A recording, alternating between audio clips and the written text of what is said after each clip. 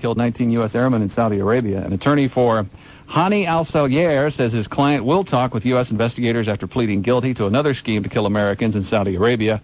That attack never occurred. The plea, which will come today as part of a deal with federal prosecutors looking into the truck bombing. As part of the deal, al-Salyer won't be charged in the latter crime. Jail officials in Miami want permission to give drugs to problem inmates. Sure. And so do the inmates. A decision could come by the end of this week. I'm sorry, I have a problem. They say drugs are more humane than the current method of beating them. No, that's not actually. You're making that up. The current method of tying the hands and feet of disruptive prisoners to the bed. Boy, that just screams, come here. Sure it does. A proposal that would lower your monthly phone bills remains on track. The FCC has refused to suspend new regulations that would reduce phone bills by 8 to 10%. SBC Communications and GTE Service Corporation asked the FCC to halt the new payment plan, saying it would jeopardize technology investment and affordable phone service and would make our profits lower. But the government refused, and now court challenges are underway. The Southern Baptist Convention urged its 15.7 million members Wednesday to boycott the Walt Disney Company for promoting immoral ideologies such as homosexuality. Approved by more than 12,000 delegates attending the denomination's annual meeting in Dallas, here is Southern Baptist spokesman Wiley Drake. When Disneyland brings people in drag, men and women, French kissing in front of the boys and girls at Disneyland, it's hard for us to take families there. Gonna go someplace wholesome where you can trust people. Heritage USA. Yeah, you going. bet. Ozzy Osbourne trying to make good with disappointed fans in Columbus, Ohio. Ozzy and Black Sabbath will return to Columbus on July 1st to perform without the rest of the Ozfest bill. Ozzy canceled his solo set and his reunion with Black Sabbath at Tuesday night's Ozfest show at the Polaris Amphitheater just north of Columbus. Osbourne said he'd lost his voice. 23 people arrested. 3 people suffered minor injuries. Concertgoers began setting fires and damaging the landscape, tearing down fences after hearing the news Ozzy would not perform. According to the Polaris, although Ozfest publicists deny any problems, the other bands on the bill jammed for 40 minutes in an Ozzy tribute, including Marilyn Manson with a rendition of Crazy Train. Sorry I missed that. But justifiably, the crowd wasn't satisfied. Really, hold on. Morning, Bob and Tom Show. All right. Hello. Dude, it's David Lee Roth. Hey, David, how are you? Oh, dudes, I am so excited. Really? Why? Dude, I'm going to be at the Ozfest. Yeah? Oh, it's going to be far out, man. Are you performing? It's going to be great. You going to be on the bill? Well, you know, dudes, I'm not really on the bill exactly, but I figure I'm going to be a big part of the show. How's that? Oh, man, everybody's going to see me. It's going to be fantastic. Where are you going to be? I'm going to be collecting parking money. Let's see.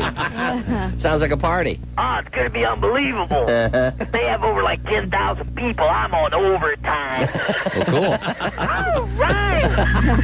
Oh, David. So that Van Halen reunion's over, huh? Yeah, that did work out. Okay. Okay, well. Well, have fun at the concert. You dudes coming? No, I think we're going to miss it. Oh, you're kidding me. No. Listen, dudes, if you change your mind, Uh-huh. I'm at gate 3. I'll slide you in for free. All right, Woo! All right.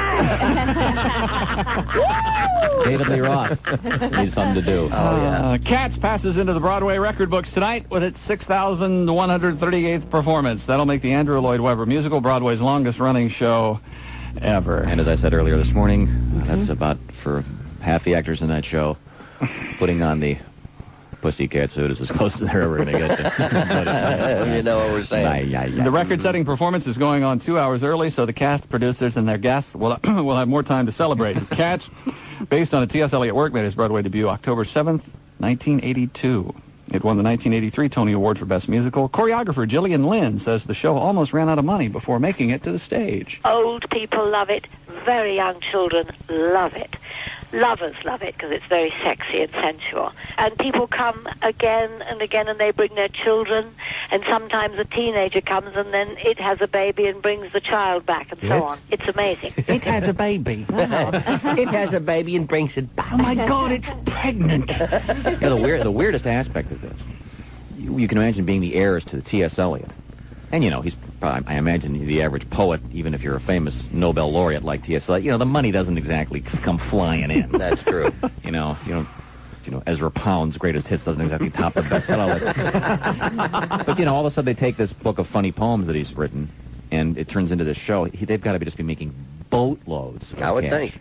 Millions and millions and millions of dollars out of nowhere. And I would imagine his heirs are probably, God knows All who they set. are. That's kind of Yeah, I know. I was in Toronto a few weeks ago, and at the art museum, they had an exhibit by Edward Munch. Is that it? The guy, the guy screaming. Yeah. Well, that painting, I saw a film on him, and what that was about was he had a panic attack on the bridge. And all of a sudden it came to him, is there really life after death? Is there a heaven? Is there a God? Is there this? Is there that? And he, panicked. And now that face is on coffee cups, and they have on the back of T-shirts there. It says the art museum's a real scream, and it's really, it's on mouse pads. It's this is like a really important moment in this guy's life, and it's on everything. Now it's a coffee mug. That's right. See, I seen it in a car commercial. There's actually one of the cars. Really? The scream guy gets into a car and drives away. Yeah, I've seen it. That's right. Yeah. Oh, no. Do you have the Mother Teresa story? Woo. I do have the Mother Teresa story. You know who had a big summit meeting over the weekend? See if you have you heard this, Pat? No. See if you can guess. Two famous women meet. Princess Diana and Mother Teresa talked for about 40 minutes yesterday at a convent in New York operated by the Nuns Religious Order. Wow. Alex, which one has the hymen for 100? Sorry, you're out of time. Mother Teresa emerged from the 40-minute visit holding hands with Diana, who helped the 86-year-old nun down some steps. The two embraced, and the Nobel Peace Prize winner kissed Diana with an open, hungry tongue. Oh, would you please? And then she said, Diana, thanks for letting me eat your lunch. Oh, my God. You know so what? Bad. That's the news. Is that the news? I think that's the news. I can't believe it. Should it be the news? Should be. It should be the news. That was award-winning. Was that award-winning? It was. You. Robert Schimmel's our guest before we break here. The Mother Teresa is probably one of the most famous people in the world, I would imagine. Who's the most famous person you've actually met? Me? Have you met Tyson? Yes, I have. He's probably it, then, I would think. Isn't he kind of small? I've met Muhammad Ali. He's the most... He's definitely the most Is Tyson famous. kind of small of stature when you meet him in person? Yeah, he's wide, but he's not... he didn't look as bad as whatchamacallit, Peter McNeely. When I met him, oh, my God. I met him at the MGM, and he was coming out of the gym the day of the fight, and I was with the vice president of Showtime, Jay Larkin, and he said, you know Peter McNeely, don't you? And I turned around and looked at him, and I said, you're not the guy that's fighting Tyson. And he said, yeah, why? And I said, you look like my cable guy. And he was like a regular guy, and I said, oh, my God, these people are flying in from Tokyo for this. I mean, you just knew there was no way. This is when you should have gone over to the sports book and taken that $1,000 you were talking No, about. the Holyfield thing, though, it was like, I think it was like 18 or 22 At to one time, 1. it was 27 to 1 odds. And that's when it was like 22 to 1 when I was at the sports book, and I said, come on, $100, and she said, nah, and really, and I took my mom, and my mom was there, my wife and my daughter, because they gave me 4 tickets, and my mother said, I don't want to see two guys hit each other, and my wife was going, come on, I want to see this. 3 rounds into it, my mother was on her feet going, knock him out! She really was. She really liked it. She actually called me and said she might be able to get me tickets because she has a movie deal on my mother. She was going to the Tyson fight, and I'm going, oh, God, I'm tasting bile, please. We're going to take a break. We'll come back and find out more about Robert Schimmel and his life and sports and stuff when we return. This is the Bob and Tom Show. So you and I both have we have one thing in common, kind of a hair loss thing going. Yeah. You have it's pretty much faded. Lost it. Just do you struggle with this at all, or is it something? Nah. I've seen too many bad wigs, and yesterday I heard a commercial though on television or something. Was it on TV or on the radio about the hair club for men? They said a lot of people, of course, we've all seen bad wigs, but there's a lot of good ones, and you never know that the person's actually wearing them. People like Al Pacino, and I'm going, Al Pacino? What? And they're just naming people I would have never guessed, and I just don't know if they're people that they could be or they were actually saying that they were wearing wigs. I just didn't want to do it. I have an uncle that, if Martin Landau wears one that literally looks like, I shouldn't even say it because it's... No, I've seen it. I haven't filmed the movie yet, but it looks like somebody shot something that was flying by and it landed on his head. It's just really bad. I mean, when you can see the zipper, it's not a good wig. And I had a scene in this movie that I wrote the script where there was a scene, and I couldn't even show it to him, where he said, you should wear a wig, that you look better, and youth sells in Hollywood, and a lot of the people that I represent wear hairpieces, and he takes me into his office, and everyone on his wall on those headshots, all are wearing the same wig, including the women. The same wig that he wears. And I showed this producer, and he said, take that scene out of there real fast. He said, nobody knows he wears a wig. No one's supposed to know he wears a wig. I said, but everybody knows. And they said, but he won't admit it. And it's so hard to not look at it when you're talking to him. Sure, that's the thing, I know. Anytime anybody wears one, it's so weird how your eyes work like that. When I go to the gym and I try and work out and you meet people in the locker room, you really try and lock onto their eyes when you're talking to them the whole time. And, and your eyes are pulling down. Like, I just have to see that I'm not the only one this small. But, and then in L.A., there are guys that don't even look at you in the face when you're at the gym. You go, hey, how you doing? And they go, okay. So you come here often? And you go, yeah, my face is up here. But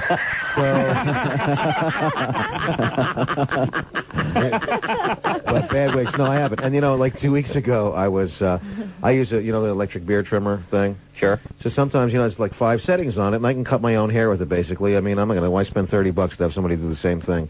And I was on the phone, and somehow the setting got changed, and it went lower. And this is actually 2 weeks old. It was so short. And my wife was crying, and she said, why did you do this to me? Yeah, to you. So, yeah. So I had to I did a benefit in Austin, Texas for the tornado victims at the music hall with all these bands for some radio show there. And the DJ's completely bald. He shaves his head, and he said, all right, you finally made the move. And, you're not ashamed of your thing and this whole thing. Make it sound really good. And I said, you're making it sound so great. The reality of it is I didn't look at the setting on the clipper. I would have never cut my hair this short. But right on. Yeah, but he said, all right, that's the way. Be proud of who you are. Yeah, that's why you're drinking nonstop all day. I want my hair back. No, I don't worry about that. I see a lot of bald guys driving Ferraris and... Now, I notice you haven't overcompensated because you have a very heavy beard, but you haven't really grown it out as kind of a 5 o'clock shadow thing. Yeah. A lot of guys lose their hair, they immediately get a huge bushy beard. And a ponytail. Yeah. And a ponytail. That works for me. That's always a good look. The ponytail. See, I still have hair. Yeah. Yeah. All right. At least it's not like Zero Mostel where he used to comb it all the way. Remember that? Yeah. All the way to yeah. the front. Then the wind would blow and it would look like he had a cape. A hair cape. I didn't try Rogaine because I just couldn't. I couldn't see spending the money on it. I knew it wasn't going to work for me. I just knew it. Yeah. Rogaine is. There was just a funny lawsuit Monday. I think we had a woman About the woman who, I guess she's in her 70s. was using Rogaine on her head. Yeah, she was balding, and she used it, and apparently her face has sprouted a full beard and mustache. Oh. And I'm just guessing, that she had that before. Keep up with her shaving. As I recall her last name sounded, I don't know, sort of Serbian. I'm just guessing. But all of a sudden, I just developed facial hair. Oh yes, Mrs. Khobakaba. A little more tahini. Yeah. Well, Robert Schimmel is our guest, and my dad's bald. is he? is he? Yeah, but my mom's not. And they say it's on your mother's side, but my mom's got a really full head of hair, and my brother is not losing his hair. My sister, nobody. But I don't. The only other kid I knew a kid that was he loved diet pills, and before I even knew what they were, and I should have known he was taking speed because he was the only one in 9th grade that was totally bald. He looked like Mr. Clean. And he was always running around all the time. I said maybe he's just so energetic, his hair just falls out. But he was. He was a real. He still lives with his parents, and he's 47 years old. He got a little burnt out. But Yeah, a little bit. Well, speaking of people who live with their parents or should, Hey, why are you looking at me? Well, I just got my dad's credit card. That's all I have. What? Is your dad's credit card? Well, you know us slackers. how can you? How can you sit there? I haven't paid for gas in 29 years. Oh, my God. I got Dad's Amico card. Fire up the smokes and get about 8 pounds of snowballs. There you go. And I'm ready for a road trip. Wow. That's something to be proud of. We have to take a short break, actually, before we get to sports. Oh. Unless you wanted to do a quickie sports headlines. Want a quick sports headline? Yeah, go for it. Steven Cito, a dentist in Albuquerque who sharpened a chin strap buckle on his son's football helmet, is being sued by a teenager injured by the instrument in a high school game. No, I'm not clear on this. So the guy takes his kid's helmet, The chin buckle there. Sharpens the chin strap. and then the his bottom of son it. deliberately runs into the other player and puts 8 stitches in his arm. He had 10 stitches in his 10. forearm, this kid had. Being sued. Oh, yeah, they should sue him. They want to punish the defendant and to deter similar conduct No, in the future. did Just he- sharpen your spikes, kids. It's a lot easier. So the kid, No one will Actually, I know. think the kid with the gash on his arm should be penalized 15 yards for grabbing the face mask. Thank you, Bob. All right. There you are, flag.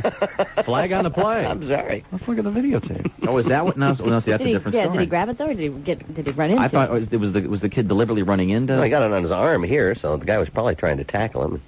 He was chucking him to the head. Bam!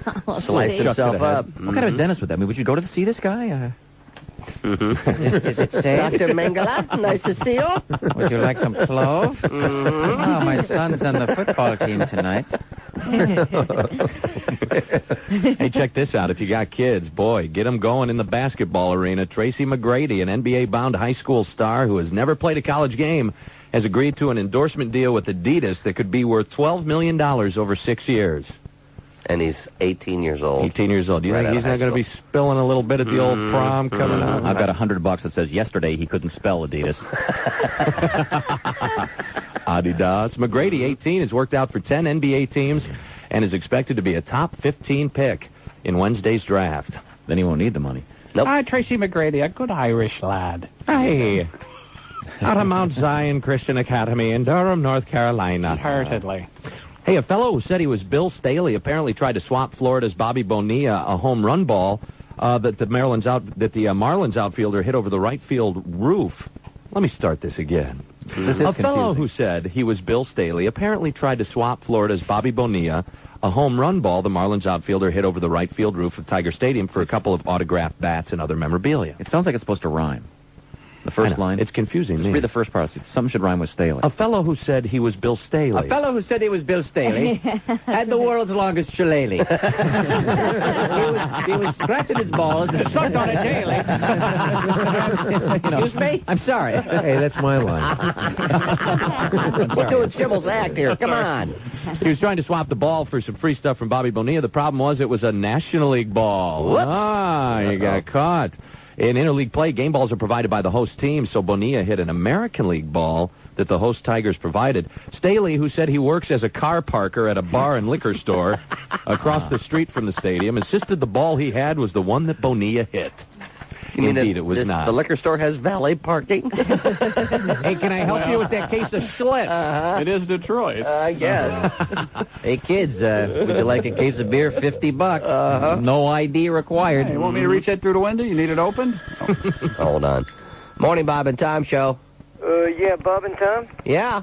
Can you hear me okay? Yeah? Who's this? John Capoletti. John Capoletti. Have you seen my Heisman Trophy? John, we were actually speculating. We were wondering if someone from the Juice's staff had bought, some forgotten player's Heisman Trophy. It's sitting right here in my ma's den, Uh-huh. and I can't find it anywhere. Was it missing the nameplate? No, I had the nameplate on it at the time. Well, look around. See if you can find the nameplate anywhere. Oh, there's the nameplate. Yeah. What a surprise. You might want to go to Los Angeles to find that. Yeah. Well, good luck. I mean, this is the saddest thing since my brother died. Uh-huh. I understand that. Thanks for the help, John. Thanks for the capper. Yeah. Top of that off. Zing. Oh, boy. Okay. Death for 100, Alex. Oh, boy. Show dies for 1,000. We're going to take a short break Okay. and come right back. This is the Bob and Tom Show. Beginning of the summer. It's got something to do with Sweden. Something. Someone sent me a very lengthy explanation, which It's their I'll take up. midsummer. Yeah, it's like their party. Yeah. So I guess it's You a know, Swedish party. Indiana and Sweden have so much in common. That's right. It's probably the sex that's on the streets. Yeah. So anyways, sunshine for the next few days. Yeah, all the way through Sunday and hot too. It'll be in the 80s today, tomorrow, through the weekend. There's a chance of storms here and there, but at least not those, total rain days. Okay. Robert Schimmel's our guest. We'll talk to Robert in a second. He is at the Broad Ripple Comedy Club and has 3 special nights tonight, Friday night and Saturday night. Robert Schimmel live in person. Show. A must-see show. I can't say S's right now. I don't know why. This is the Bob and Tom Show. Morning. A must-hear show. And we've got some nice faxes. Don't forget you can fax us anytime from anywhere in the country. Toll-free 1-888-BOB-TOM-4. And I've been kind of away from the fax machine for a while this morning, but we appreciate your faxes. We'll get to them momentarily. Now, are we done with sports?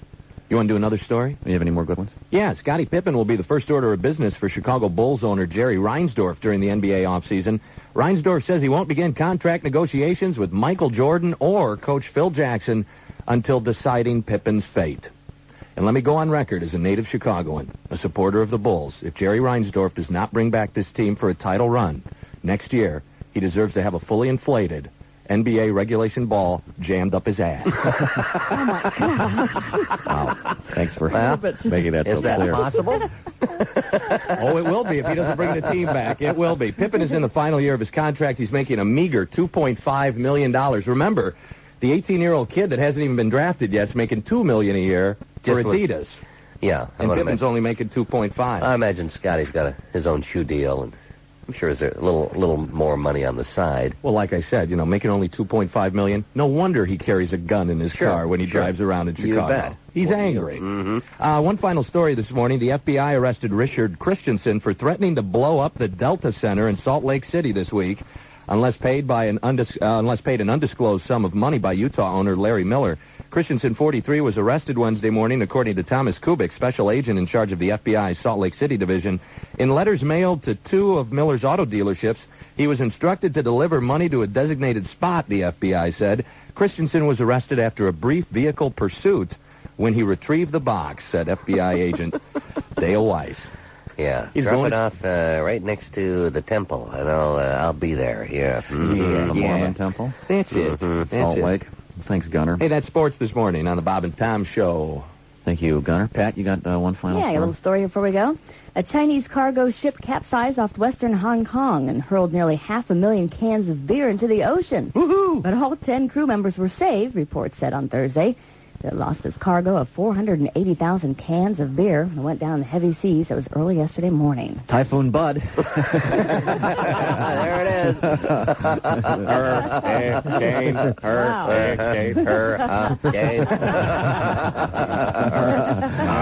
Thank you very much. Robert Schimmel's our guest. That Robert, was Chinese beer anyway. Yeah, is Chinese beer bad? it's probably rice beer, isn't it? Yeah, they come up with I've had Japanese beer. Yeah. Japanese beer is okay. Sapporo's all right. Sapporo, Kirin. Kirin, yeah. I've Yeah. had those. Those are But very... that's rice beer, right? No, I don't Isn't know. it? I don't know. no, It's they pretty make tasty. rice wine. Mm-hmm. No, I'm trying to think of Chinese beer. It's something, Can't think of a name. something Chang Wang. Whatever. Sang that gang. Wangweiser. Yeah, Sounds baby. like a urologist name. Johnny Wangweiser. Hi. With today's tip. Hey, get it, tip. So I actually, I'm trying to think of what his name was, but I probably can't even say it on the radio. Somebody was just telling me their urologist's name was like a real weird. It was Dick something that was really funny. Burns, by any chance? Price. Hi, I'm Dick Price, doctor. Wow. My wife actually has a friend that just had a baby. Her gynecologist was a woman named Dr. Box. Yeah. Oh, yeah. Dr. Box. Fine physician, well known in the area. If you got the name, you might as well go into the field, I'd say. You have to wonder what came first, Yeah, like there's that Lake Speed, for example. Sure. The race driver. Race car driver. I mean, with a name like that, what else are you going to do? Yeah. So last name is Speed, yeah. You don't want to be a porno star. No, because the movie would end over like that. Robert Schimmel is our guest. Who else? You're telling us you've met Ali. I've met Ali. Ali's Tyson. daughter used to go to school with my daughter in L.A., and I used to see Ali like almost 3-4 times a week. He used to pick her up from school. Yeah. How cogent is he at this point? He was okay. Like, I saw him at a special awards presentation at the last Ace Awards, and they were honoring all these boxers there. And he was all right. He gave me an autograph, and he talks slow, but he looks great. He really does. He does look good. He looks really, really great. And Tyson was okay. Tyson was a little standoffish. Who else did I meet? I imagine actually he doesn't stood in trust many between. people I stood in anymore. between No, Pamela Anderson and Marla Maples. Really? Wow. How was At a that? party in Vegas. Who's taller? Who? Well, They were. That's just what I was thinking, Say, Pat. who noticed? They were. I'm sorry. but I almost beat them as far as jutting out in the front. It was a close race, but I think I might have edged them out. Pamela Anderson is okay, but you know what? She looks phony. I'm sure she's a nice person and everything, but you can tell that everything's store-bought there. Really? And Marla Maples, if she is, then she had a great job because she's gorgeous. She really is. That's nice. But she looks natural. She does. Yeah. And I was talking to Dennis Miller, and I said, how much to walk over to Marla Maples and say, meet me in the men's room in 5 minutes? Never do that.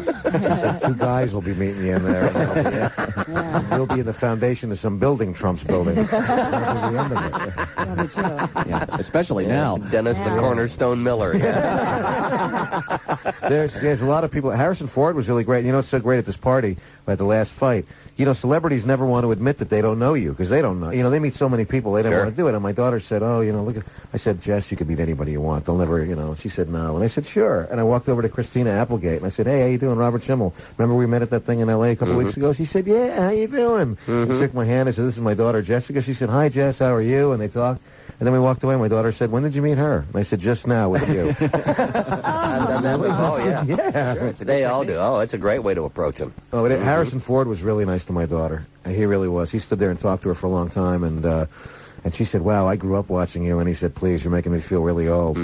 And Christian Slater knew who I was. He said, Robert Schimmel, I'm such a big fan of yours. And that really got my daughter. That was it for her. Not bad. She likes him. See, Harrison Ford looks like he'd be kind of a cool guy, doesn't he? He was really, really friendly. He didn't try and walk away. I mean, he stood there and talked, and I told him I took a screenwriting class, and one of the scripts that they use as a perfect script example was Witness. And he said that was one of his favorite movies to do. It's a great movie. Yeah.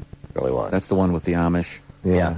Kelly McGillis. Kelly McGillis. Kelly McGillis. Oh, yeah. She's soaping herself up. Oh, yeah. Oh, yeah. Oh, yeah. That's a strong scene, isn't it? Just before she started strong. dating Jodie Foster. So, Last thing I saw, I think she was dating a pizza delivery man. Really? Or someone who had been delivering a lot of pizza to her. Have you Yeah, met she got a Jodie balloon. Foster? Do you know What? Jodie Foster? no. No? No. She seems pretty nice. So I just saw Taxi Driver the other night, and man, I can't believe that's her. Yeah. There's that little kid in there. Yeah. How about Al Pacino? Have you met him? What? No. No? No. No. Joe That's Pesci, Pat's almost favorite. met De Wanna Niro. meet What, Al? really? Al Pacino? Yeah, I was Hey, if you meet thinking- De Niro, do me a favor. I've always wanted to ask him this. What? Ask him if growing up he had a subscription to National Geographic. We'll explain in a minute. Nobody gets that joke. You'll be laying on the floor, but he'll explain it to you.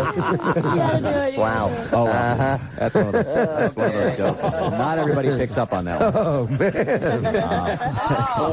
Wow. Oh, okay. Got You it. do, huh? Got it. See, I'm jet lagged. It's 7 in the morning for me now. I got it now. I got We're you. going to take out. I heard he's really okay. shy in person. Really? De Niro? Oh, Yeah. boy, that'd be I bet he is. I heard he's really shy. You know, the worst, I can imagine the worst thing about being De Niro is, for example, we were talking with Jimmy Buffett once, and, you know, like, Buffett's one of these guys where everybody that goes to his concerts, everyone wants to be him. And so he really has to kind of put a wall around himself because he'll be out and all of a sudden a tray of margaritas will show up. And, but you imagine with De Niro, everyone's going to come to him. They're going to go they're all going to do the same thing. You talking to Talking me? to me? Yeah. I was going to turn around and go, God, I've never heard that before. Yeah. I know somebody told me they did that to him, and he didn't laugh at Cantor's, this deli on Fairfax in Hollywood, that he was eating there one night, and some comic walked over to him and said, "You looking at me? I'm the only one here." And he said he just looked at him like he was nuts. You know, it's like move on, like that was a movie, and that's it. Now, have you ever been able to come up with like a classic line for someone when you met them? A friend of mine did. He was at his graduation from college at Brown University, and Walter Cronkite's daughter was in his class. And they're at this restaurant. He's with his parents, and it's this fancy restaurant. And he goes to the men's room, and Cronkite comes in. He's at the next journal. He looks over, and it's Walter. And this was in Cronkite's heyday. Sure. This was 15 years ago. And my buddy finishes, gives it a shake, looks at him, and goes, "And that's the way I piss." Gives the date and walks out.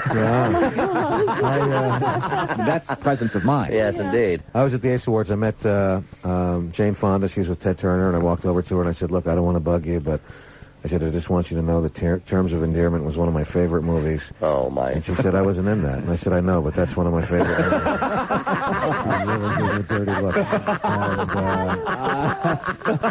And, it's true. I met Larry King, and I said, Mr. King, I said, look, I don't want to bother you. I just want you to know I read that book, Mr. King, You're Having a Heart Attack, and I stopped smoking that day. And he said, wow, that's really great. He said, then it was worth it that I wrote the book. And he was really friendly, and like 5 minutes later, he caught me smoking out in the parking lot with comedian Mike McDonald, and he said, yeah, you quit. And I said, okay, I wanted something to talk to you. I didn't know what to say. If you say you read the book, he's going to talk to you. Mm-hmm. You know? Yeah, we met Larry. Yeah. That's cool. Larry's about to marry number... 7. 7? Yeah. Really?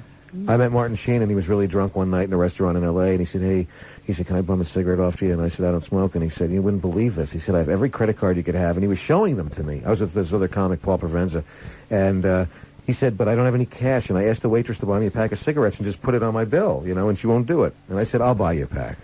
And he said, no, I feel funny about it. And I said, no, it's okay. What kind do you smoke? He said, Winston. And I started walking away, and he said, in a box. Yeah. So, I swear. Then I came back, and I said, here you go. And he goes, thanks. And I said, look, I don't want to interrupt you. I know you're eating with your family and everything, but I said, in Deer Hunter, I said, when you were... He said, I wasn't in that. I said, oh, sorry. Oh, wait a second. We got a phone call. Hold on. Morning, Bob and Tom Show. Hey, Mr. Schimmel, how you doing? It's me, Joe Pesci. Hey, Joe. Hey, how the you doing? How are you? Uh-huh. Hey, listen, I love your stuff. I mean, you really are a funny guy. Thank you very You're much. funny. You're funny, too. Yeah, I know. Don't go through all that again. Yeah. Do it every time. But anyway, we were driving around, and the reason I call you Mr. Schimmel, just like I call the guy in the hat Mr. Kavoyan, is because we drive around in the car here. We're out in the desert doing a little excavation with some people that may have won too much money at the casino, if you know what I'm talking about. Yeah. And if I, mention your name, Bobby, then it... Are you talking to me? For the love of God, I'm not talking to you. I'm talking to Mr. Schimmel. I know, Bob... Are you talking? I'm going to get a club and I'm going to whack his ass. Out of here. Come on. Okay, so long, Joe Pesci. All right. It almost sounded like Sammy the Bull for a second. Now, there's a smart guy. The guy gets the plastic surgery before he goes on television. Here's the new me, and I'm coming out of hiding. Good I move. can't wait to find his body. Yeah. Witness Protection Program T-shirt and hat. I always wondered what guys like him, if they did children's stories for their kids, like Sammy the Bull, going, once upon a time there was 3 bears that lived in the woods, not by their own choosing, if you know what I mean. One day the Papa Bear said, I got to go make a phone call from the payphone. But we got a phone here, Dad. How many times I got to tell you that's tapped? Are you guys going with me or what? Robert for Schimmel breakfast? is our guest. I'm sorry, I'm interrupted. No, what's for breakfast? Porridge. Porridge. How about some sausage and peppers or something like that? Sausage and peppers? Where am I going to get that? We live in the woods. We're in hiding. You happy you got the porridge? Baby. We have running out of take air. we have to take a break. We'll come right back. You're listening to the Bob and Tom Show. All bears are free. Oh, boy. Indiana Wow. When Schimmel goes, I know that I might have crossed the line. Wait, he just said if the groom and the father-in-law get it free, who else is getting the Hey, tux? this is Wife? We're marrying Ellen? This is the Bob and Tom Show. Good morning. We're back. Now, have you guys heard this song? Which song? This Meredith Brooks song. Hear this? It's all over the radio. Oh, yeah. Not What this, is it? Not this radio, but other radio. There you go. This is like the #1 song in the country right now. Yeah. It is? I am a bitch, yeah. That is not a drum machine, if that's what you're thinking, okay? The world today and sleep. The good part's coming up. Sleep to see this. You heard this, Pat? No, I haven't heard this. You haven't? No.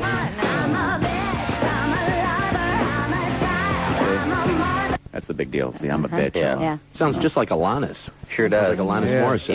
Yeah. Well, anyways, we sent our own Harry Carey out into the field, and he's had a chance to interview Meredith Brooks. Wow. I might be.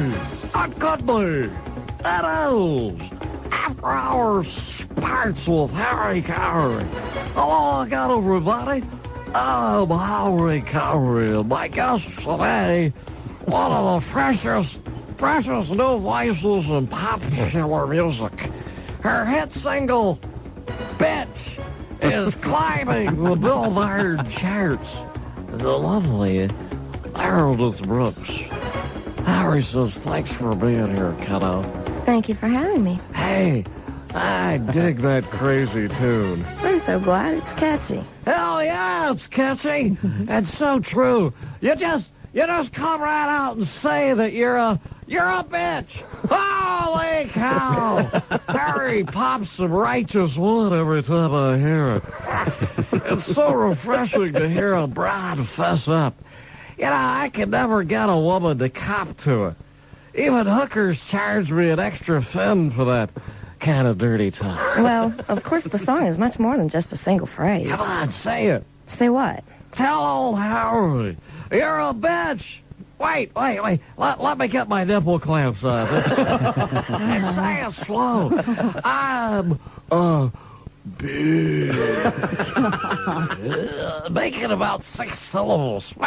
Then say it with a foreign accent. Then say it in Pig Latin. I'm an itch man. I think you're obsessing about a single line of the song. You're taking it out of context. What I'm trying to do is celebrate all facets of womanhood. If you listen to the lyrics, I say, I'm a lover, I'm a child, I'm a mother. Yeah, but you're not denying that you're a bitch, right? Say it. I'm not denying it, but the point... Alrighty then. Long as we're clear on that. Hey, since you're writing with such honesty, you know, you can crank out all kinds of hit songs. I'm a lesbo. I'm a squirmer. I'm a swayback nympho who likes a monster kielbasa and hot monkey love. I'm on the rag. No, wait. I think every song that Alanis Morissette sings is called On the Rag. I think Alanis is a brilliant songwriter. Of course you do. You know why? You're a bitch! What all those non-bitches? Here's the crabby skank desperately in need of a real man, but she is. Hey, speaking of lesbo squirmers, you wouldn't happen to fall into either of those categories, would you? God, you are so obnoxious about that. A guy can dream, can't he? You are so totally missing the point of the song. How dare you accuse Harry of missing the point? I choke the sheriff and wait for the posse to come every time I hear it. I start punching the clown. Harry butters the cord, if you know what I'm saying. I hitchhike under the big top every time I hear the verse. How about singing a verse or two now? What? If you got the guitar, I got the cleaner. You're cross. We're out of time. I'm Harry Carey. So long, everybody. Come on, Bear. Sing it. Say it. Spell it. I am so disgusted right now. That's it. I can't even talk to you. I'm out of here. Hey, where are you going? You just can't leave. Oh, God. She walked out on me. Holy cow. What a bitch! What a surprise. Harry Carey and Meredith Brooks and song I'm a Bitch. Just educating you into the ways of the pop Thank world. you. It does sound kind of like Alanis. It does. Oh, yeah, it does. A little bit. Probably by design. Yeah. 4 guys No in doubt. L.A. Okay, here's what we do. Hey. Oh, I did a thing when I was at Gavin. I was with the Spice Girls, and that's definitely a fabricated band right there. Oh, yeah. They probably had a casting call to see who was going to be in They it. did, actually. I saw a documentary. Really? Oh, yeah. Yep. Sort of like the It was Monkees or the Village Exactly. People. Oh, the girls had to come in, sing, dance, everything else. No, next. This is the Bob and Tom Show. Good morning. We just heard from Harry Carey and Meredith Brooks. Chick McGee has our entertainment news. Hey. Pat, I know you have to run along. Thanks for joining Yes. us this morning. Yeah, Lovely seeing get you. out. In the studio with us. So subtle, isn't it? We have to start the chapter meeting now, Pat. Please leave the room. It's, this is the all-guy hour. Let the frat begin. Robert Schimmel, comedian, is also standing here or sitting here with us right now. Bye, Patty. Bye, Pat. Like the lime green. Oh, yeah. She'll be attracting wasps all summer long. And now the entertainment news. All right. Ozzy Osbourne trying to make good with disappointed fans over in Columbus, Ohio. Osbourne and Black Sabbath will return to Columbus July 1st to perform without the rest of the Ozfest bill. Ozzy canceled his solo set and his reunion with Black Sabbath at Tuesday's Ozfest show at Polaris Amphitheater just north of Columbus. Osbourne said he had lost his voice 23 people arrested. 3 people suffered minor injuries when concertgoers began setting fires and damaging the landscape after hearing the news. That's according to the venue, although Ozfest publicists deny any problems. Well, yesterday we heard there was only 1 arrest. Yeah. Yeah, 12 tickets and 1 arrest. Yeah. The other bands on the bill jammed for 40 minutes in an Ozzy tribute, including Marilyn Manson with a rendition of Crazy Train. Once again, Marilyn Manson getting ready for that 2001 nostalgia tour he'll be doing along with Vanilla Ice. Catch that. Oh, man. Have you ever had to open for a rock and roll act, Robert? What? Yeah, I was at the... Pretty hard to do quality stand-up unless you're a guitar comic in front of a big rock and roll. Yeah, I did a show. It was a benefit thing, really, but I did a show with Soul Coughing, the Wallflowers, Bare Naked Ladies, and Crash Test Dummies. And it was okay. The Soul Coughing went on first. I didn't have to go on and, open the show. And then I went on in between, and it was all right. You know, I opened with the Tyson Holyfield thing, and I got them right away. But the thing that really bugged me was the Wallflowers, because I were interviewing them and backstage. You know, we were all back there, and it was for BCN in Boston, you know, and they're saying, so, wow, what's it like being, Bob Dylan's son? And the guy said, dead air time. And he just wouldn't answer about his father. I mean, they said, well, it must have been a big influence on you. He said, that had nothing to do with me getting into music, you know, and I was thinking, yeah, right. Yeah, sure. You don't think that had anything to do with anybody listening to your demo tape that you're Dylan's son? Please. If you don't like it, change your name. Yeah, well, you could go by Zimmerman. Yeah, that's right, Jacob Dylan, but don't mention my father. Yeah. All right. The whole business is nepotism in Hollywood, if that's it. What do you think? What's her name? Tori Spelling? She would ever be in anything if her father was the truth? You know, kid, you would have thought he could have afforded a better nose job. Oh, man. Are you kidding? It's like Carl Malden. Yeah. She's got a big nose. Yeah, that's an attractive woman. Oh, boy. Hey, Polaris has seen a lot of action recently. That, of course, is the venue where Iggy Pop did a stage dive. Iggy. And the audience and the crowd parted, and he landed on his shoulder, dislocating it. We're not catching him. And it's where the Bloodhound Gang got into trouble after the bassist took off all his clothes during one song. Why not? It's haunted. He's letting it breathe. If Elvis were around, he'd be entertaining his friends on Beale Street in Memphis. That's what Priscilla Presley says. She's announced July 25th as the date of the grand opening of Elvis Presley's Memphis. We need a sound effect of a cash register. First restaurant and live entertainment venue to bear Elvis's name. Oh, man. The restaurant will feature a music library, a live performance stage, and in the billiard room you can see the table where Elvis and the Beatles played a game of pool. Yeah, sure. Isn't that interesting? And you can go down a water slide into the bathroom where he croaked. You know, I always wondered. I've always wondered if when they arrived at the scene of that, you know, obviously there was something in what they have to do. Do they? I think that's what killed him. Crime scene? No, he couldn't complete. He was running and when straining. They did the autopsy, they found, I believe it was, how was it, 16 pounds of impacted material? Material, yes. In his Really? clothes, yes. Well, that's what happens when you do a lot of painkillers, I heard. And bacon. Yeah. I heard that he used to eat like 2 dozen eggs and then like a pound of bacon and then a loaf of bread and dip the bread in the bacon grease. That doesn't surprise me. Well, I used to have bowls of bacon laying around and eat them like chips, I mean. Wow. Wow. Nothing like it. Hey, don't expect Barbra Streisand and James Brolin to tie the knot until at least next March. This next sentence is not a joke. That's when Brolin will get his first break from work. Work? Where? What's he doing? Dinner theater? Yeah, he's doing all of the Amico commercials in a row. He's doing them all live, Bob. You bet. Boy, yeah. Okay, this next one's for St. Paul. All right, there we go, Jim? live. You know, somebody ought to do that. Live commercials? Yep. They had to do that like in the Super Bowl by a 30-second live spot. That'd get a ton of publicity. Oh, yeah. Yeah, probably will. With actors and everything, and just saying, like, you could do previous, okay, we're going to do this live, here's the set, and we're going to do it, and people they'd want to see how it came off. Sure. Man. And also, you know, this is interesting, I think. A couple of years ago, they were talking about the war between Leno and Letterman, and I said I thought that if I were Letterman, I'd go live. Right. And not do the show and tape it. You know, the show's taped. Yeah. And to me, I think that always in the back of their minds, they've got that safety net. And we do this live, obviously, so I think that's why I think the show is so funny most of the time when it does work. Well, because you have to. But Letterman actually tapes Friday's show on Thursday. They do 2 shows on Thursday. And that really makes lots of changes in the monologue because obviously something can happen on Thursday night. If you've got a huge, event going on or something in the news, you're not going to be able to touch it, and it's going to affect the quality of the programming in the long run. In any event, I was listening to an interview with Jack Parr, and he said the same thing.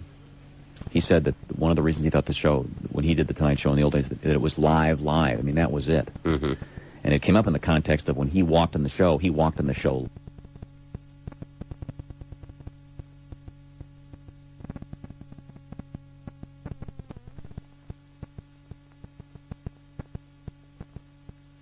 And that's why he got in trouble, but he didn't do a lot of those things that he's known for doing. He said it wasn't any of that stuff. Oh, I know. A lot of it's all rumor. The myth story about him is the one about them send your money. The money thing he did do. Oh, he did do that one. That one he did. He said he got in a lot of trouble for that, and he said, but he never did that thing. Now, what is that? That's the story that kids go in your mom and dad's sock when drawers. Your parents are asleep, go into their wallets and pocketbooks, and they have these green pieces of paper in there with presidents' pictures on them.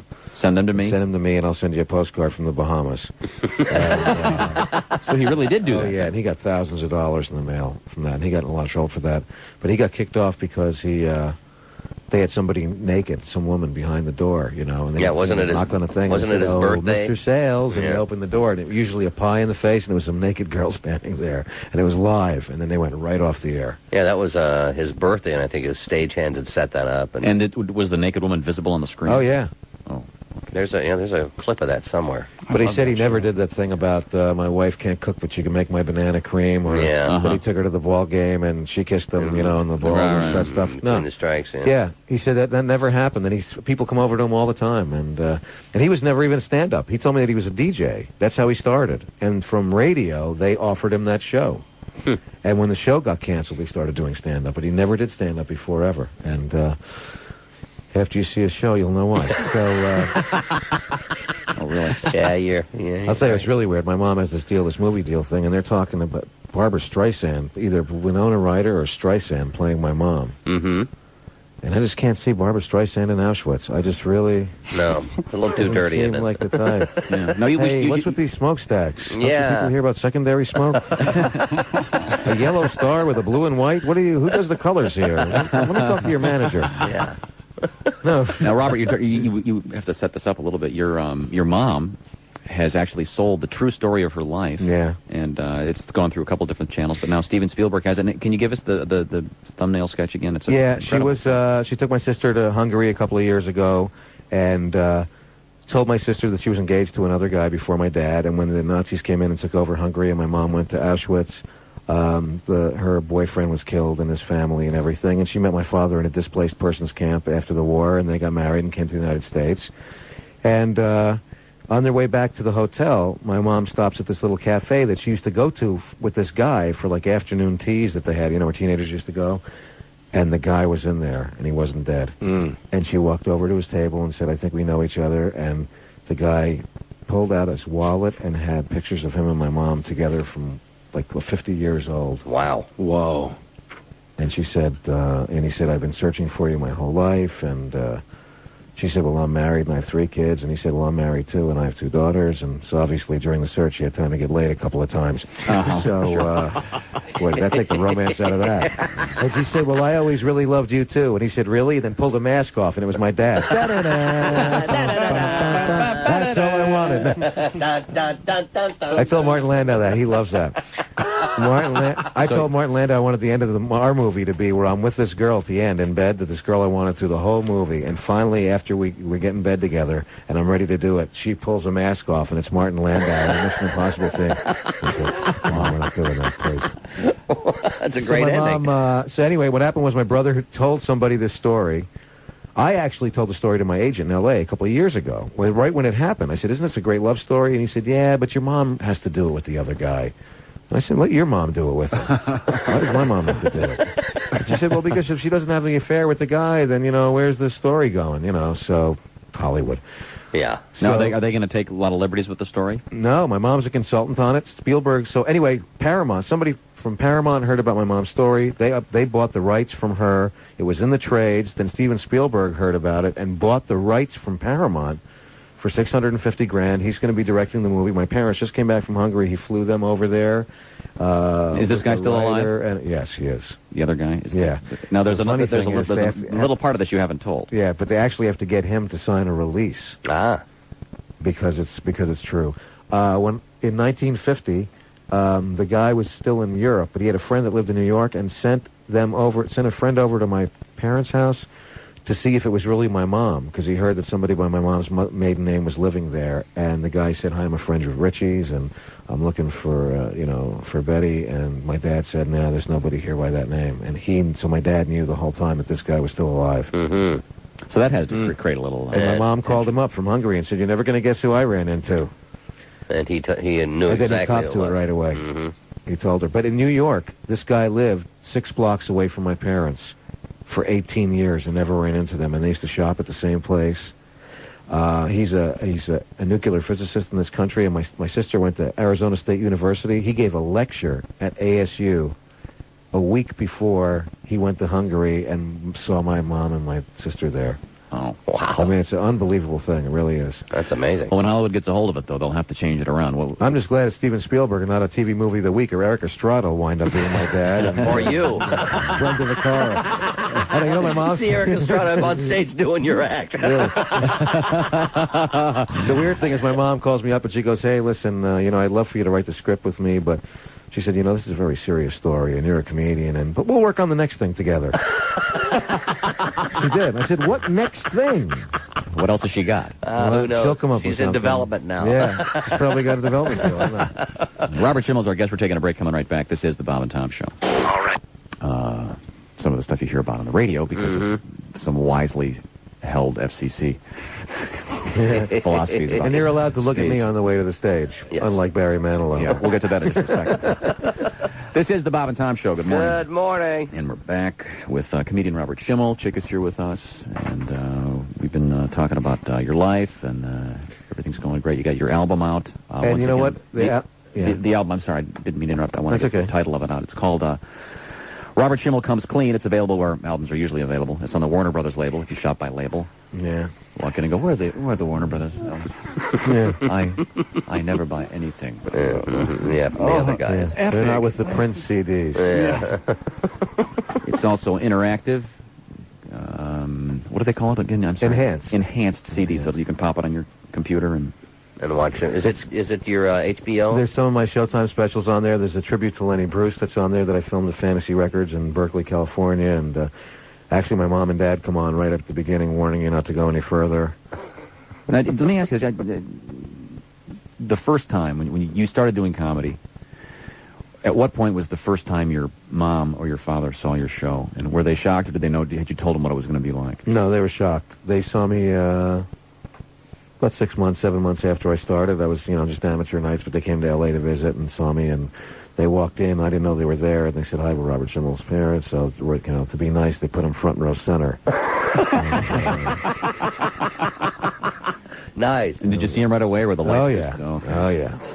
Can't miss them when they're front row center. Yeah. Did your mom give you like a little wave or something? What? Yeah, she smiled at me, and then I saw her shaking her head after. Like, Now, did you stick to your guns and stick to your lines? Oh, yeah. And Yeah, I always do. was it a good set? Do you remember? Yeah, no, it was great. And then, people came over and said, "That was really great." My dad said, he thought I was funny. And my mom said, "Why do you have to talk about the, masturbating? I mean, I don't get it." Because I did that for a long time. Yeah. And I said, "Mom, the world revolves around that. What do you think makes the earth spin?"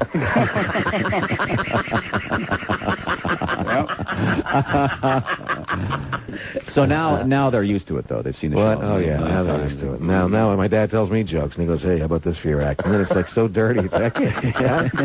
I can't do that, Dad. Dad, come on, watch it.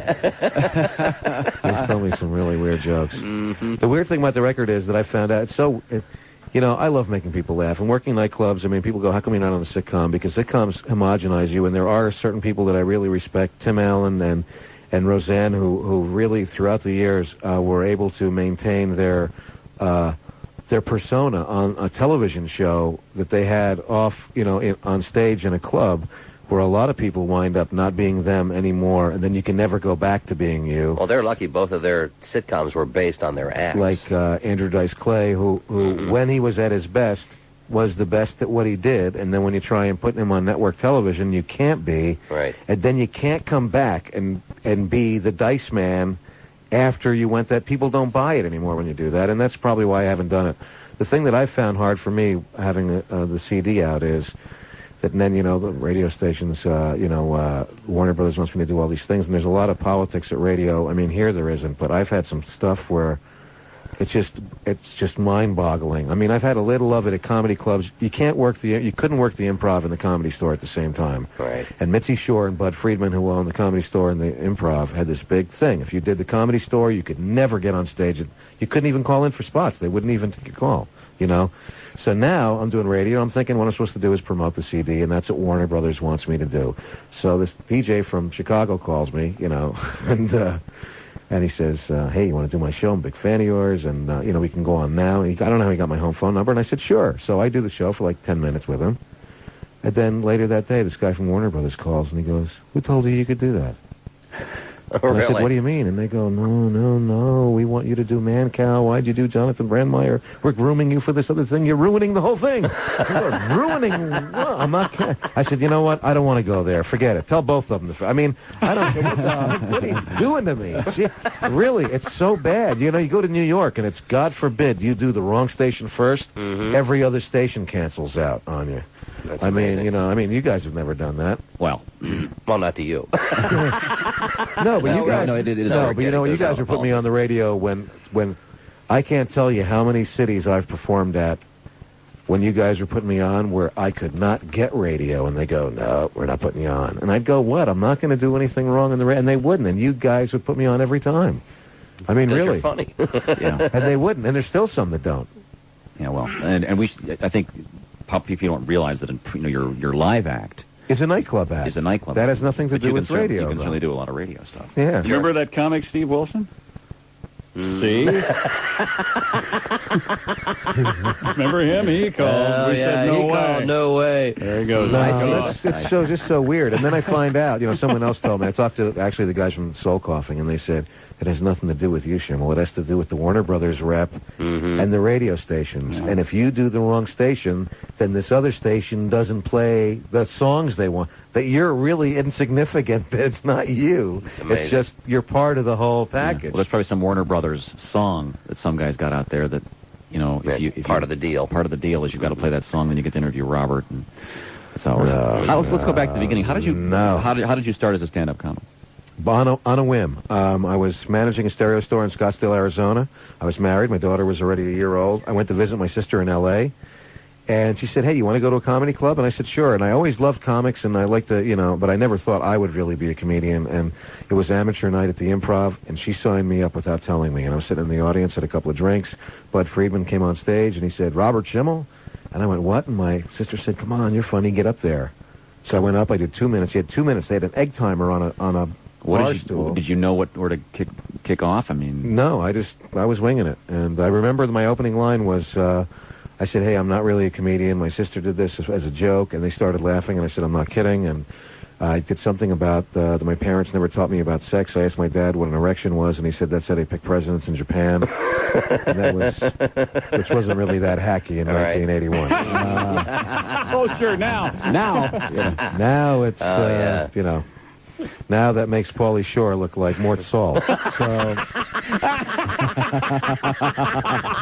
but then it was a play on words. And by the way, he got that gig on his own. It wasn't because Bob Dylan was his father. No. Yeah, right. Oh, man, he was on every night there, Pauly Shore. Yeah. At prime time. I mean, there's definitely a time to go on when all the industry people are in, and Pauly just happens to be going on there. Wow. His father was opening for him on the road. Do you know that? Sammy Shore, who was a famous comic. He was opening for him? He opens for Pauly now.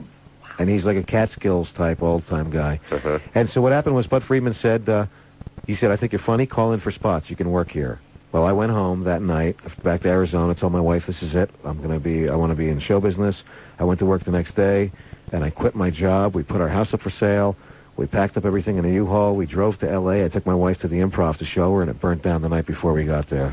And it was still smoldering, and the windows were boarded up. Jeez. I don't even know what I was thinking. I mean, we had to stay at my sister's apartment until we both found regular day jobs, and it took me a long time. I used to write for Jimmy Walker, which really stunk. What was his big line? Dynamite! Did you write that? Actually, no, but actually... I wrote that, yeah. I wrote that, yeah. Actually, he gave us a paper when you wrote for him. He had like 12 writers, believe it or not. Or Letterman wrote for him, too. And, and it said that no jokes with dynamite in the punchline.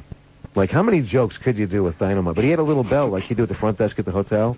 And if he didn't like where you were going with the joke, he'd go, ding, next. And I mean, you go, so the guy walks into the ding, don't like it. Go ahead, what's the next one? Wow. But it was $1,500 a month to meet him every other Wednesday for an hour and pitch him 10 jokes, and that was it. And in 1981, $1,500 a month was a lot of money for an amateur comic. No kidding. You know, I mean, I wasn't making $1,500 a month selling stereo equipment. I actually sold a stereo to Steve Martin, and I was in his house installing the speakers and the speaker wire and all this stuff. And I said, you know, I do comedy too. And he said, yeah, that's why you're installing my stereo system. And I felt so stupid that I even brought it up to him. I mean, I really You've met him did. since, of course. Yeah.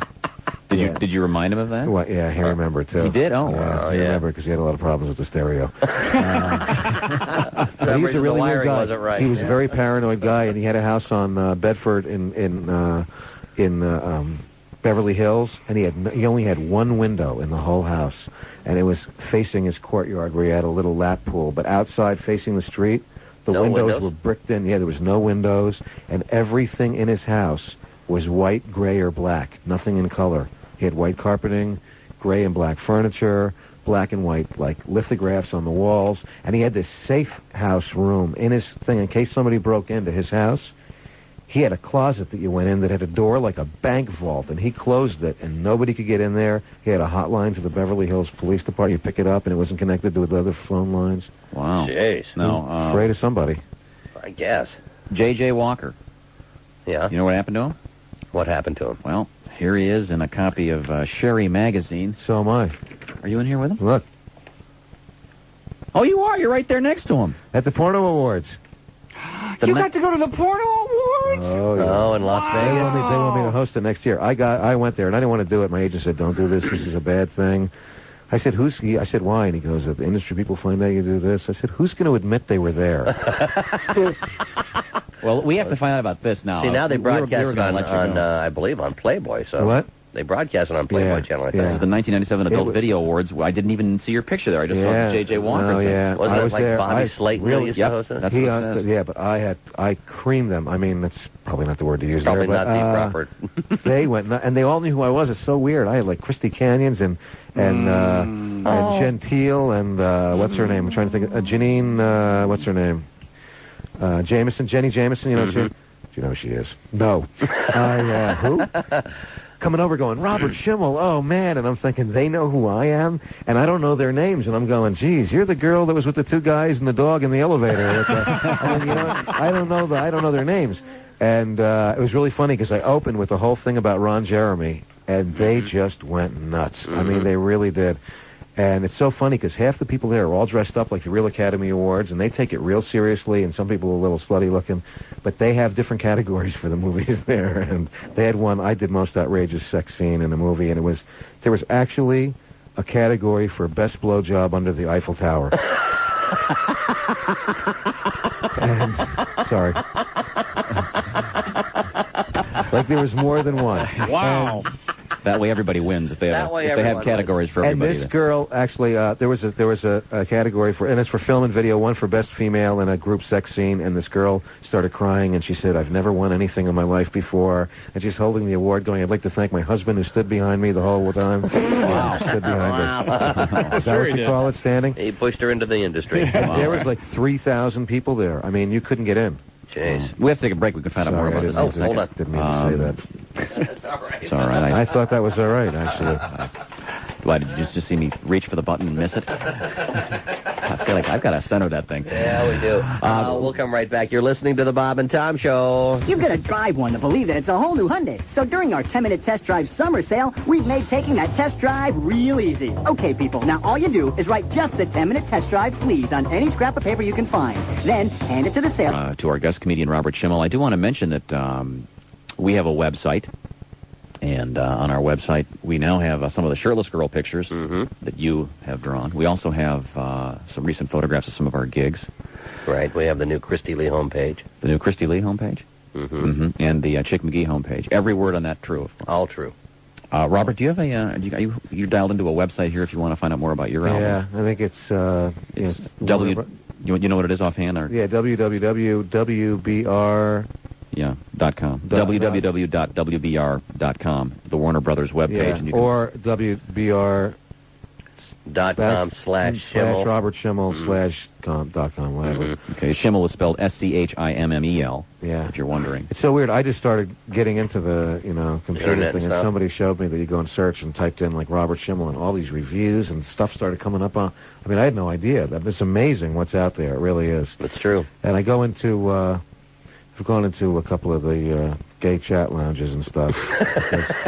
Only because you go into the regular chat thing on America Online, and it's just so boring. Hi, I'm Joey. I live in Idaho. I collect stamps. Yeah, okay, nice to meet you.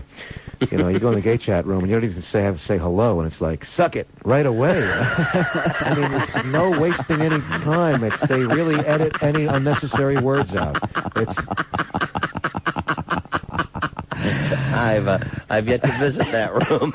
It really is. I went in there, and you can create your own profile on there. So I said, I was 17 years old, and I'm an underwear model for Calvin Klein. Well, I'm getting email like up to kazoo, and on my hard drive also. Hey, ladies and gentlemen, But seriously, and they send pictures of genitalia on there, and I mean that's all it is, and it's like, pew, bam, I'm going, man.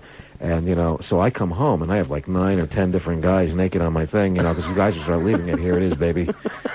So I'm supposed to be punching up the script with Martin Landau. I'm in L.A. for a few days. Well, I come home, and I go to check my email, and, it says, you've got mail. Bam! And there's this guy's thing. And my wife walks in and goes, yeah, working real hard.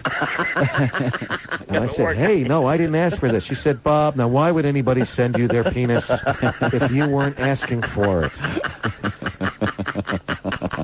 And I said, no, I just once. You get in, word spreads. You're She said, labeled. yeah. It's bizarre. But you can look up anything. I've been trying to look for my first girlfriend. They have that people search thing. Yeah, sure. She probably doesn't have the same. She's not living by her maiden name probably now, 30 not. years later. You can probably, actually, we've got a guy that might be able to find her for you. Really? Oh, yeah. You want to try it? Find people fast. I know where she went to college, and she went to Ithaca College, and I said, oh, please, if you could find her, because she said, you're never going to amount to anything, and I wanted to prove to her that she was right, and, no. And she went to Ithaca College, and I called Ithaca alumni thing, and they don't give out that you have to be an alumni, and then they'll give you the phone number and everything, but they won't. Let's see, who's one of their famous alums? Ithaca? Don Imus. Really? Hey, Don, if you're not busy, could you find my old girlfriend for me? There's a show. I'm not busy. Yeah. He would probably love doing that, knowing the problems it would cause in my house. Bob, why would you be looking for your first girlfriend? Uh-huh. Yeah, that would be. It's to offset the penises that keep coming on my hard drive. I want to broaden my life. Robert Schimmel's our guest. We were talking about your early years in comedy, and you mentioned that you were working for J.J. Walker and writing. Do you remember any of the jokes you wrote for him that he did? No, but I wrote for Yakov Smirnoff too, and I do remember that he was going to do the Tonight Show the first time, and he didn't have any. He didn't know what he was going to do, and I gave him a joke about that Johnny was going to ask him what they have or what he liked in the States that they didn't have in Russia, and it was warning shots. And, great show. Carson really loved that, and he was laughing, and Smirnoff called me up right after the show and said that really killed, and he said, it was really great. But I hated writing for people because, they get these big laughs on the show, and, when Johnny's laughing, Yakov didn't go, Robert Schimmel wrote that for me. So, yeah. It's like you think they did it. And even when I was in A Living Color, I'd say, I'm writing for A Living Color. They go, wow, did you ever get to meet Damon or Jim Carrey? And it's like, yeah, I'm going to hang myself. You're with them all day long. I mean, you're sick of them already. After like 2 weeks, you don't want to hear it. Sure. But Jim Carrey really lucked out, huh? Yeah. Man, oh, Yeah, man. he did. Was he a pretty nice guy in the beginning? He's a very nice guy. He was great. A very regular guy, and they all are. Actually, the Wayans brothers really are, too. Well, Sean and Marlon should be, because they're duking it out for 98th place in the ratings. They moved up one when Paulie got canceled. But Damon's a really nice guy, and what I think's really funny is that Damon's in, has movies, and Keenan, and Sean and Marlon and the sister Kim, and now Keenan's parents want to become managers. And they said they want to discover new talent. They want to discover new talent, but they had all of them living under their roof, and they never discovered them. Amazing. Good point. Yeah, very good point. Damon's last HBO special was phenomenal. He really is good. I mean, he's really, really good. Now, you said he's got a new show coming out? Keenan does. There's a talk show. But Damon had an HBO special out that was great. I helped Damon with Blank Man, which he should have probably never made. After the other one bombed with Robert Townsend, Meteor Man. Meteor Man, yeah. Yeah. And then it was the same studio that did Blank Man. Was it really? Yeah. They're due. Yeah, they are. Bet on their next one. They need one more African-American superhero. Yeah. Well, we have one, but we're not allowed to play it anymore. Yeah, we have one, but it got canceled. Yeah, it got canceled, unfortunately. Oh, yeah. Yeah, it was really quite funny. We should let Robert go. Okay, well, always a pleasure. Too. Robert Schimmel, the album, once again, Robert Schimmel Comes Clean. You can get it on the Warner Brothers label, and you can also see him when he comes around your area in concert, and watch for him on HBO. And the movie you're working on with Martin Landau, what's it called? True Blue right now. Right now? It might change. Well, because it changes a lot of things. Title That's the working title, and it's really good. It's there's a lot of really great stuff in it, but there's a real theme to it. It's about how some people are willing to do anything to make it in show business, and how there are some people that won't do certain things at the risk of never making it, and what success really means. Because to me, I really love making people laugh, and if I go on stage and there's 20 people in the audience or 1,000, it doesn't make any difference to me. If I make them laugh, then I'm successful. But Hollywood makes you believe that you have to have a house in the hills and the BMW convertible and all that other stuff, and that's just not really what it is. Well, I don't have it. That's what it is, really. Well, I've got it. That'll be. I'm working on it. And you're betting on Tyson. I think Tyson's gonna. If he doesn't do it, then it's over for him. He has to do it, and I think it's just better business. I saw whatchamacallit last weekend that the Oscar De La Hoya set up fight. Why is it always guys? I'm sure he's a nice guy and everything, and I know my wife thinks he's cute. I don't know what's with her, with De La Hoya and Andy Garcia. She married the wrong guy, but but De La Hoya always seems to be fighting guys that are moving up in weight to meet him. There's just something really weird there is. And now he's going to fight Camacho. He goes, yeah, I'm going to fight Macho Camacho. Yeah, 20 years after Camacho was at his prime. His peak, yeah. Just like Chavez. I mean, that was. It's just I didn't like that. I didn't like that fight. That guy went down a little too easy. He was 28-1, and he went down too easy in 2 rounds. Yeah, he did. And I didn't even see that punch. That was one of those magic punches where the camera's behind De La Hoya, and you just see him go, and the guy goes down. There's been a few of those. This is going to be a senior tour in I boxing. think Tyson knows that if he doesn't do it, he's over with. He's over with. And you know what? I think that Tyson. This is going to sound really crazy, but I really think that he lost that fight partially because of he didn't take Holyfield seriously, and partially because he wanted to redeem himself in the public's eyes, and by him losing that fight, made him more human. Make him more human, because I'll tell you, I'm friends with Boom Boom Mancini, and after he killed that guy in the ring, and that obviously was an accident with Dooku Kim, he fought Bramble, and Bramble beat the hell out of him. And I think that he let himself. I mean, he didn't have to get beaten up that badly. Bramble really gave it to Mancini big time, and I think it's because he wanted to be punished for what. I mean, otherwise you're a killer, and no one's ever going to root for you. And I think Tyson went down, and people said yes, because they were booing when he came out. I mean, I was there, and they were booing when he came out there. Now it's like, okay, you paid your debt to society. You went to jail. Holyfield beat you up. Now you're allowed to come back and fight for the title. And I think he's going to go for it right away. When the bell rings, he's going to run across there, and there's going to be no feeling out anything. He's going to be throwing haymakers right away. How much money are they getting, do you know? I have no idea. No, but supposedly it's a bigger payday this time for Holyfield than it is for Tyson. But that took negotiating. And, this Oscar De La Hoya fight, he got like $1 million, and the other guy got $200,000. $30 million? 30 each. Wow. Yeah, but imagine what it's going to be next time if Tyson wins, because then they have to have a third one. Sure. And Tommy Hearns wants to fight the winner of the fight. Tommy Hearns? Wants to You're come back. kidding. I swear. Once again, the senior tour. He wants to be the first one to be knocked out in every weight division. No, he really, I swear, he wants to fight as a heavyweight. That's ridiculous. We got to go. Okay. We do. Thanks for having Robert. me. This is the Bob and Tom Show.